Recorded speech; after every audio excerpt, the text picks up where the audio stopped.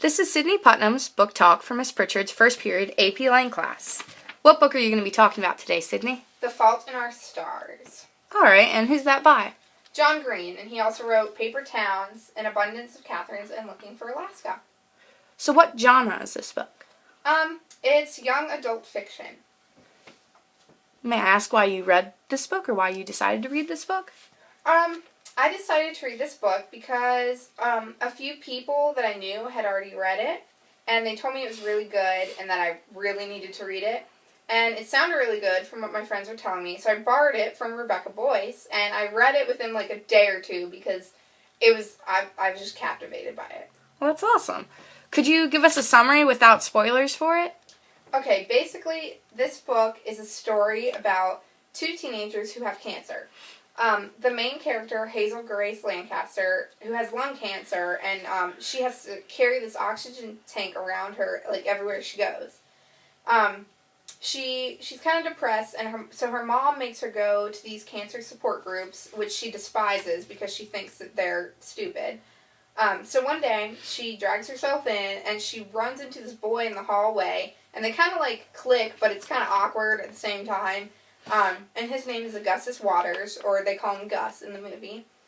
And so they begin to fall in love with each other, and they kind of make each other happy and kind of forget about their illnesses for a while.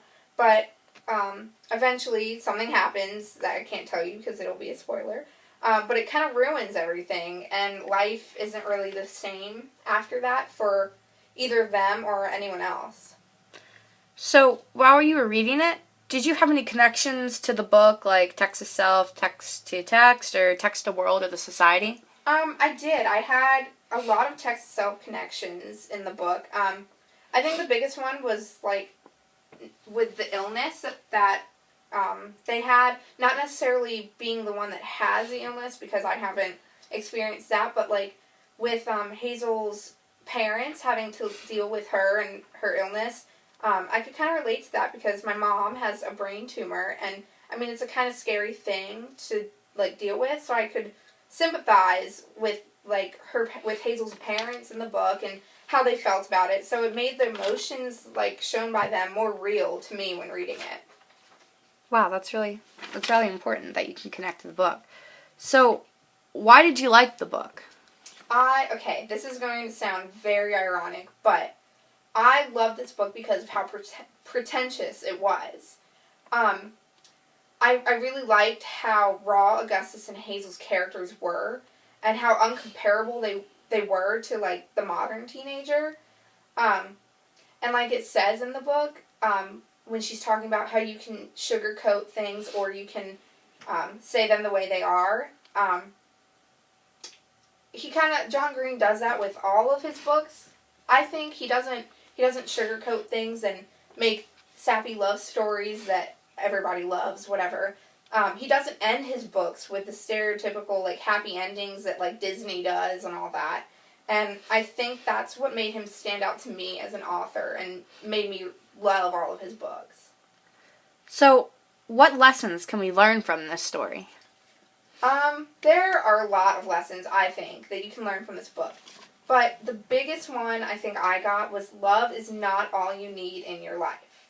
A lot of stories, like going back to Disney, a lot of stories teach girls and teenagers at a young age that you need a man or you need love, whatever, to be happy.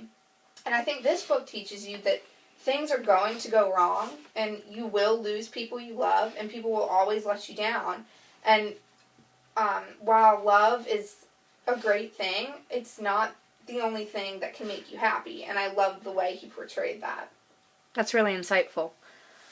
So, what type of person would like this book? Like, would there be any certain age or gender that you think would be most interested in this type of story?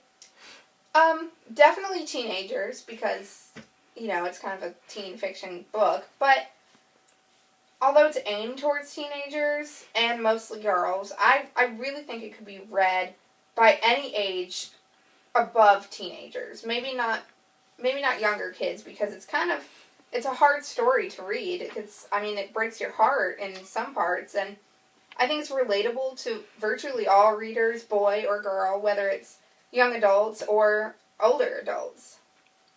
So is there anything else you'd like for us to know about the book? Yeah, in my opinion, you should definitely read the book before you watch the movie because, well, I mean, I think you should do that with any book, but especially this one because, I don't know, I got so much more out of the book by watching the movie after I read it. I mean, it really, like, hit the lessons hard, and seeing it come to life on the screen was just, it was so much better. I'm so glad I read the book beforehand. Well, thank you very much, and that completes your book talk. Thank you.